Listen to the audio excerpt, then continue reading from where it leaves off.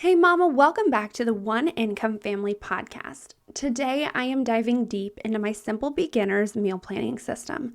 And yes, I'm emphasizing beginners because I feel like there are so many meal planning systems out there.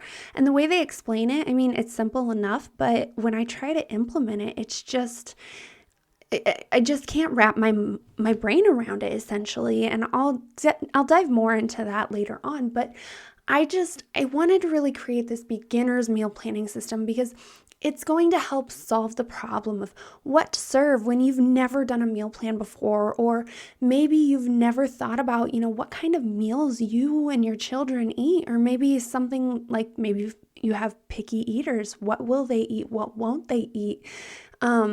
You will have a way of testing and making simple notes about meals, that are those thumbs up meals or the thumbs down, and also figure out your usual go-to meals. You'll figure out what they are. Meal planning can be so overwhelming and time consuming if you're reinventing that wheel every single time you sit down to do it. And I want you to be able to meal plan, these simple meals that you can not only, they help you to save money, but also to feed your family healthy meals while keeping it simple and less stressful. So go grab that pen and paper, mama, because we are about to get you meal planning today.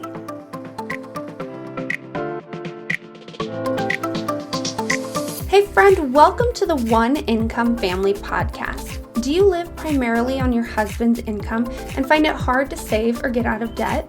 Are you constantly searching for ways to cut costs, live frugally, and do things on a budget? Do you have big dreams only to be stopped by overspending and loosely following your budget? Hey, I'm Molly, and I too have struggled with living and growing a family on one income. But through trial and error and a lot of help from God, my family and I have learned how to live abundantly on less. This podcast will bring you a Christ-centered, simple, and frugal lifestyle, along with how to budget so you can follow it, and time management tips that will transform your budget and your home. So go restart that laundry, grab your Bible, and let's get budgeting.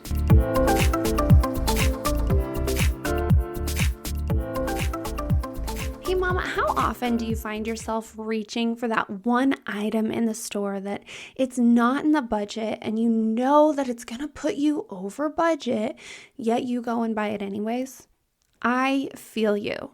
This is something that I too struggle with. Now, I'm not going to lie and tell you that I've 100% solved it because, I'm human and I fail just like everybody else every now and again. But I am going to tell you that I know how to make it easier. I know how to help you create habits that will eventually cut down the temptation to buy things that aren't in the budget.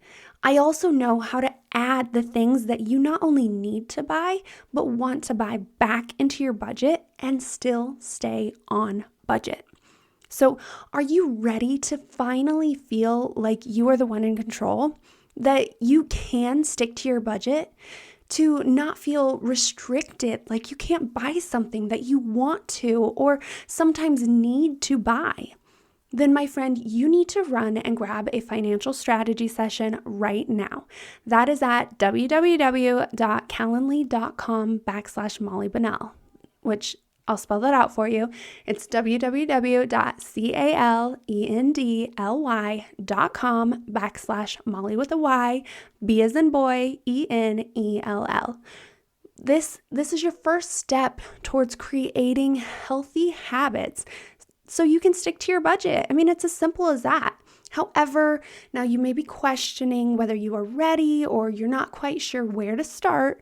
I also want to invite you to hop on a free clarity call with me first. So head on over to, again, calendly.com/Molly Bunnell and grab your free clarity call today so that you can stick to your budget by first learning where to start. Okay, so make sure you go and grab a call. It's free. It's not going to do anything but help you learn where to start first. It's not going to hurt you is what I'm trying to say. It will help you to gain knowledge around your budget, around why it is that you're struggling to stick to your budget. And if that's all that you figure out and you're able to move on from there, that is awesome. That's what I want for you. I want you to be able to figure out where you're struggling so that you can take off and run and actually get your budget working for you instead of struggling to stick with it.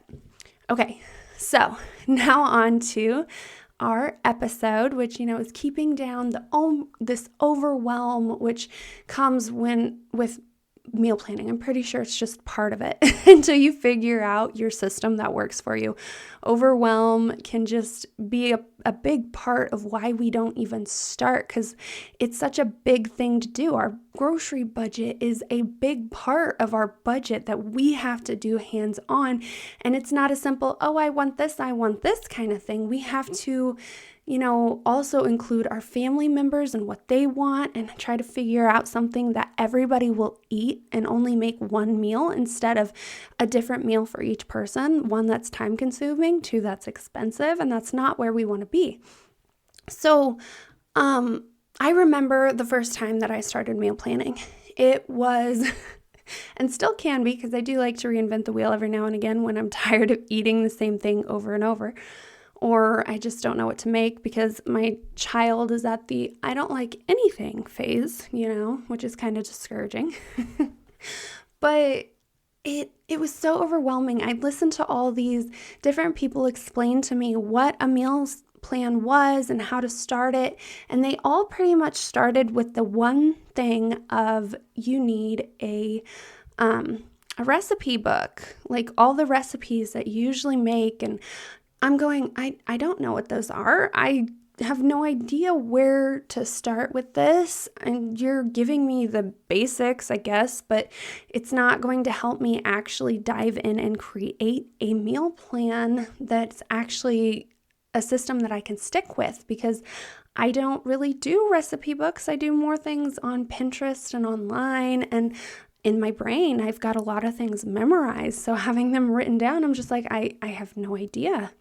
And so I was just overwhelmed every single time and trying to reinvent the wheel and trying to get the healthy aspect of it plus the cheap aspect of it, or, the frugal aspect of it, and try to just hit every piece of the puzzle that I'm trying to create. It was just stressful and overwhelming. And then when I finally figured out this system, it just made things so much easier. Like when I don't know what to budget, I can quickly look back at the past months and see what I've done before. You're probably like, what are you talking about? I will explain. Like my first tip 100% talks about what I'm talking about right now. But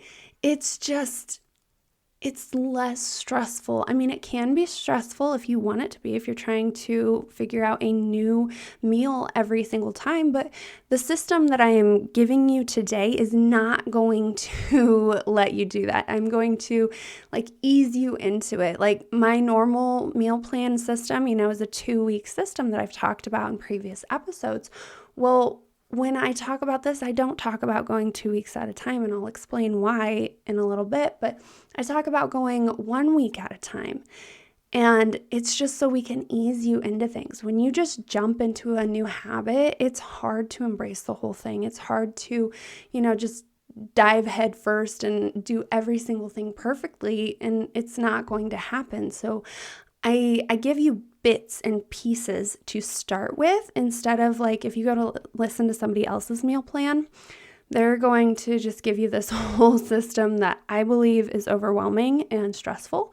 And I'm giving you bits and pieces to take with you and to tweak and to mold and to grow with as you learn more about your family's wants, about your family's desires, about your desires, about the way that you're cooking. Maybe you're starting to do more from scratch cooking.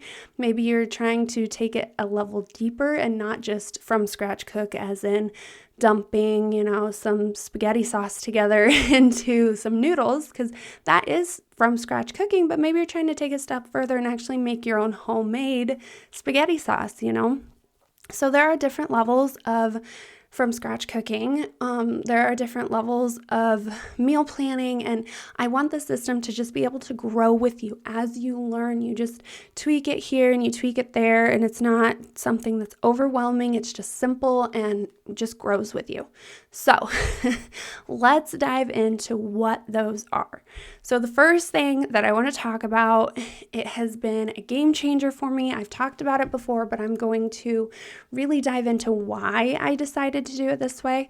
And that is, I use a planner, just a simple, cheapo planner from the store, from Walmart even, that I write in what I'm going to meal plan for that week. Well, 2 weeks for me. And now, because of that, I started this system with the planner, not meal planning in general, but with the planner, I started in January. And now whenever I'm like, oh my gosh, I don't know what to cook, this is a stressful week, I just really need simple things that I know my children are going to eat, I can look back at the past months and simply just pick something. I've got notes in there on how to tweak it up. I've got notes in there on whether it was a liked meal, whether it was a no-go, don't make it again kind of thing. I've just got a plethora of information at my fingertips that makes it so much easier. And I'm not trying to go out and try to figure out, well, was this something that we liked? Was this something that wasn't liked? Should I make this again? Should I not make it again, even though it wasn't liked? There's just so much information that I can get by using this meal planner. So on the month days, what I do is I write what I'm making. I write supper. That's what I write for meal planning, is I write for what I'm going to make, what I want to make on the overall picture of the month. So it just makes it easier. It's one glance. I can see everything, simple, make it easy. Now I do add an extra step to this, and I write it on my board, my calendar, on the date, what it is that we're planning, so that I don't have to pull this out. But there are times that I haven't written that up there, and I still just have my planner in an easy location to grab, and I can just open it and see what it is that I'm making that day. So, I can have that extra piece, where I can just look and see it on the wall, or I can just do it this way. You can just do it this way. Either one works. I found them to be about the same when it comes to remembering to pull out, what it is meat-wise that I need to pull from the freezer. But other than that, it's really simple. It's nice to have all those notes. When everybody else talks about having, this cookbook, I was drawing a blank on the word, when they talk about having this cookbook and just having things in there, yes, that's nice to have, but I feel like that's more of a when you're actually in the moment cooking kind of thing, where you take notes on how it is that you want to change up the recipe, or things that you want to add to it or take away from it so that it, tastes better according to your family's kind of thing. But it doesn't help you on the meal planning side of things, because when you just print off all these recipes, well, if your family doesn't like it, then you just wasted ink and paper on a recipe that you're never going to make again. And if you just keep it on your Pinterest board and you never go in and delete it afterwards, then again, you're like, well, did I like this? Did I not like this? And it just can get so confusing and crazy and hectic. And that's why I think having this planner to plan this out, instead of just like a piece of paper that people give out, or anything else like it, it just makes it so much easier, because you can make notes on whether it was something that was liked, on whether you should or shouldn't make something again, on how many times you have it so you don't get tired of it, whether or not you need to find something new because you need to just change up your old system. It makes things simple. Like, there are meal plans out there where you do a seasonal one. Well, maybe you're not quite ready for that and you want to keep doing this way. Well, by having this, in the future, you can be like, well, these are some great options to use, and then maybe go through and pick out your seasonal ones and just throw it into, a Google Drive, or I don't know, maybe into your planner again that month. However, it grows with you, whatever system you've created once you're further down the line. And it makes it easier. You don't have to go and search for new recipes all the time. That's something I always was doing, and this system has stopped me from doing that.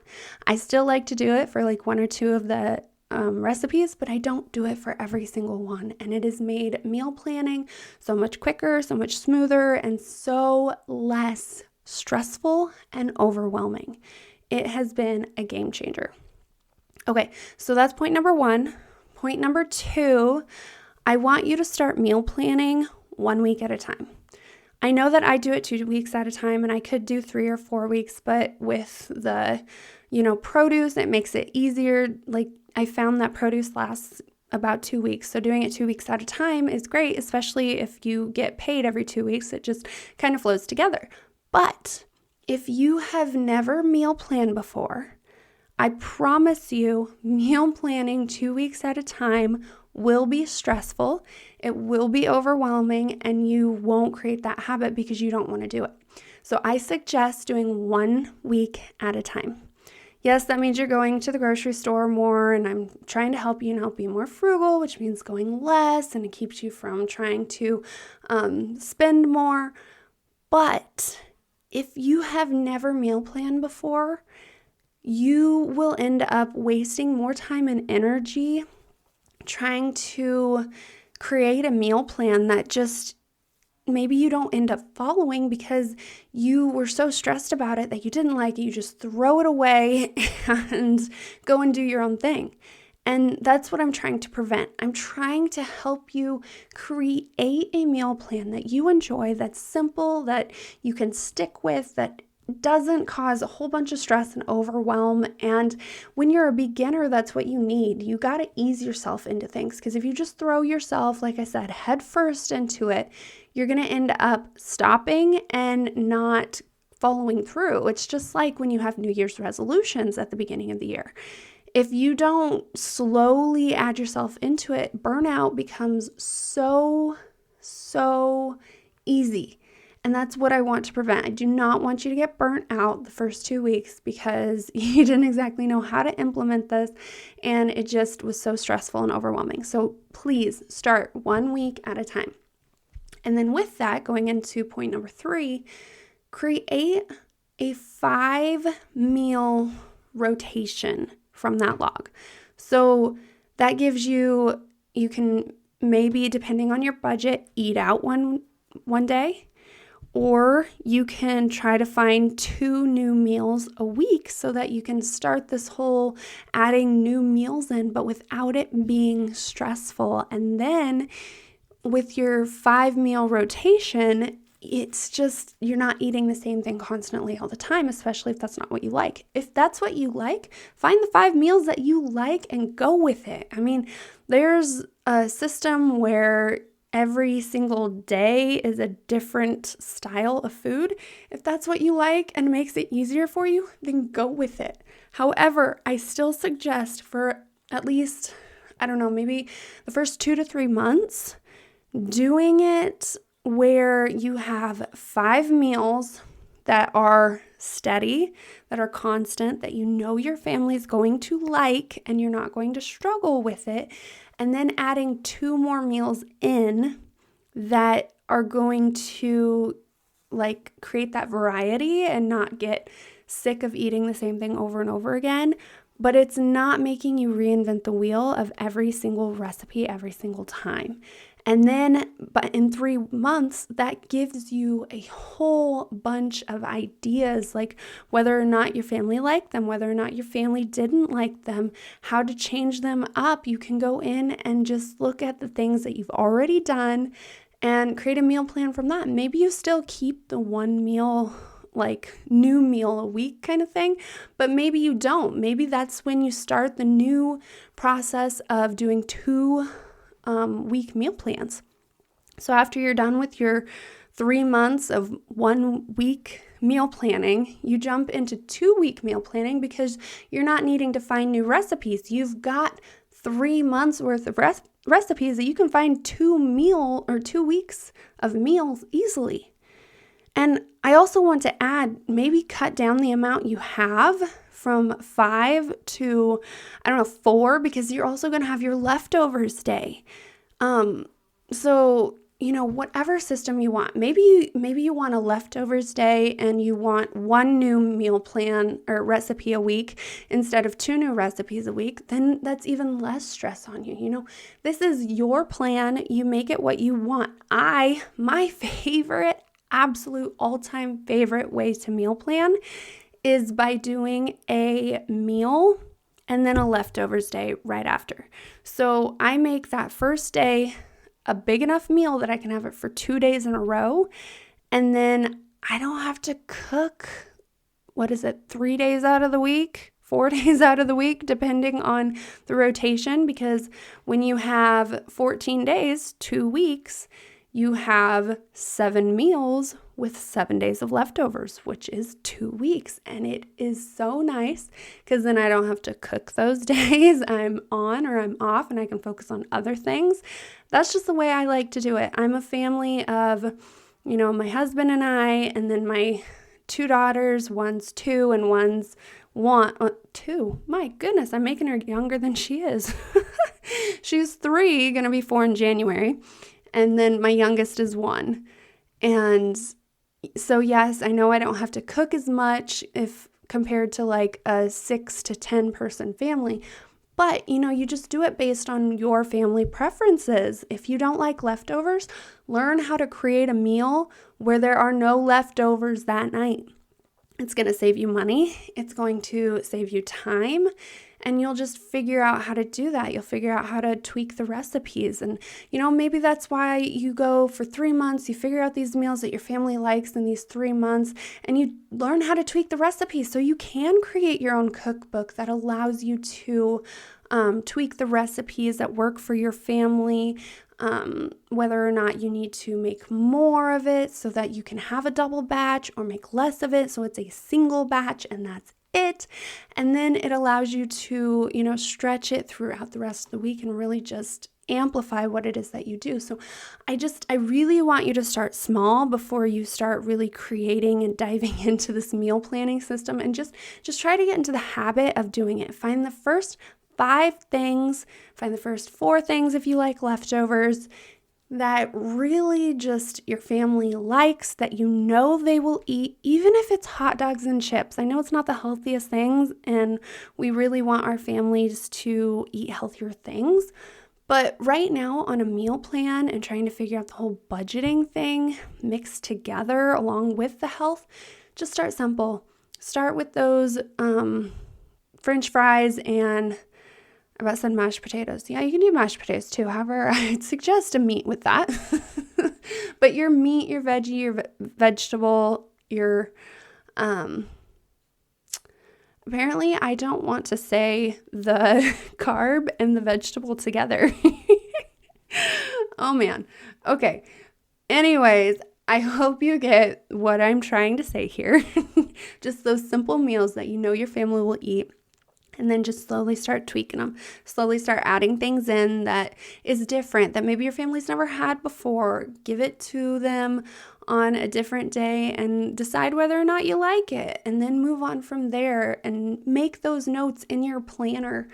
But start with those 5 things that are good, that will be eaten, and slowly add in from there so that you're not overwhelmed, so that your family's not overwhelmed and complaining and stressing you out and making you not want to meal plan because the things that you meal plan they didn't like. It really flows together if you start with one piece and then move forward. Okay, so I believe that is everything. I mean, I guess a little bit more on leftovers, I should specify a little bit more on that, is only make 1 meal for the entire family. And I know that can be difficult when you have picky eaters, but that's why I specified those 5 things are those 5 rotating meals, the basic meals that you're going to make, that you're going to start with, have them be the simple things that you know that they're going to eat. They may not be the healthiest, they may not be the greatest, just, add a large helping of vegetables. If they don't like vegetables, blend them together into some mashed potatoes or something, and maybe they'll eat it. I don't know. Get creative. I'm sure you can figure something out. But really just get creative. Use your leftovers if you do have leftovers. If you do the system that I do, great. That just makes your life less stressful, less thinking you have to do. It's literally just cook one day, the next day you're off, and you just eat what you made yesterday and repeat, rinse and repeat, rinse and repeat. It's my favorite way of doing things. When my family gets bigger and I can't do that, or I have to really double the recipe and I don't have a big enough pot to do that, I may be sad. I'll let you know when we get to that point. But that is my favorite way of doing things. And, another way you can do it is maybe not feed it the same night, but maybe double the recipe and throw the second batch in the freezer. And you can have it the following week instead of the same exact week. It gives a little more variety, but at the same time, you're only cooking once. And at the same time, you're reusing the same ingredients, so you're not costing as much trying to get more or different ingredients. That's a one way to do it too. Maybe you just made a meat and there's enough meat left over for another meal. Get creative. Use the meat in like a pasta dish or in like a pulled sandwich of some sort. There are so many ways of using things. So just get creative, and please, please, please, please, please do not throw your leftovers out. Find a way of using them or not having them. Either way works. I am happy with whichever one you choose, whatever your family enjoys, whatever, you can get through the family. But just please use all of your leftovers. Okay, so to wrap up and go over everything that I mentioned, use a planner to log all your meals. Don't use a cookbook, because that can just get confusing. It can be a waste of money if you don't have, if you print something off that you don't like and then throw it away. I guess one way that you could do it is you could use the recipe on Pinterest. If you do like it, print it off. Great. If not, then you can lose the recipe. There's lots of ways of doing it, but I really want you to start with just meal planning 1 week at a time, putting that meal plan into your log so that you can easily say whether it was a yes, whether it was a no, why it was a no, maybe to use it again in the future, but at a much further, date in the future, so that your kids' taste buds have changed and get a different, taste when they try it again, because, kids' taste buds are changing constantly. But yes, make sure that you're writing it down and you're taking notes on whether or not it was successful or not successful. And then meal plan 1 week at a time. Start with creating a 4 or 5 meal rotation based off whether you like leftovers or not. And then really just work on, if you don't like leftovers, eliminating them or amplifying them so that you can use them in another recipe, so that they don't get forgotten and wasted, because wasted food is wasted money. If you want to throw money out the window, I will give you my address and you can just send me your money. I'm joking. Don't do that. But you get what I'm saying. I don't want you to throw away that money. I don't want it to be gone because you forgot about something or you had leftovers and the leftovers just ended up in the trash, because that's not where we want them. We want them in our bellies and not throwing them away. Okay, so I hope that you really got a lot out of today's episode, and that it's really going to help you create that meal plan that's actually going to help you move forward instead of just be stuck in overwhelm and stress, because those meal plans that are out there, they're so great and there's so many awesome ideas, but they can be overwhelming to a beginner. So if you're new at this and you're not sure how to start, please start with these. If you have more questions, come over to the Facebook group and ask me all the questions that you have. Otherwise, I really want to end by letting you know that I am a budgeting coach, and this is what I do. This is what I want to help you with. I can help you create your meal plan if that's what you like. If you don't know where it is that you are struggling with sticking to your budget, your overall budget, then hop on a free clarity call with me, because I can help you figure out where it is that you need to start first. What part of your budget do you need to focus on to tweak so that you can actually stick to your budget? And I feel like a lot of us, it's going to be this grocery budget because it's such a big piece of our budget, but there are so many other areas of the budget that maybe you don't even know is an actual piece, or there are so many other strategies that you might not even know about. So if you do know what it is that you want to focus on, then go ahead and jump on a financial strategy session. That is at www.calendly.com/Molly Benell, and that's MOLLYBENELL, and get your financial strategy session right now so that you can create those healthy habits that help you stick to your budget. But like I said, if you're not sure where to start, if you're just confused on what piece you maybe need to focus on first so that you can actually stick to your budget, then please go first and hop on a free clarity call with me. It doesn't cost you anything. You're going to learn a lot. It's going to help you figure out where it is to focus. It's also going to give you a few other areas that you can focus on to tweak up and change. And then you can either hop on a financial strategy session with me after that, or you can go your own way and get it going yourself. I mean, it's up to you, but that free clarity call isn't going to hurt anything, but it is going to help you figure out where to start. So please, if anything, go grab a free clarity call at calendly.com/Molly Benell. That's CALENDLY.com/Molly with a Y, B as in boy, ENELL. And let's get you sticking to your budget by first learning where to start. So I pray that this episode has blessed you. I pray that it actually helps you get that, I about said budget, which it is budget. Get your grocery budget running and started, and actually get the overwhelm out of the place so that you can create your own system that works great for you. Friend, I hope you enjoyed today's episode, and I pray that it inspired you into action. If so, would you take 30 seconds and share it with that friend who also lives on one income and wants to learn how to live abundantly on less? Also, please leave a quick review for the show. It lights me up to know this podcast is helping you, and it helps get the show out there to other mamas in need. All right, well, it's time to go play with the babies, so I will meet you back here on Tuesday for another episode. Peace and chicken grease, mama.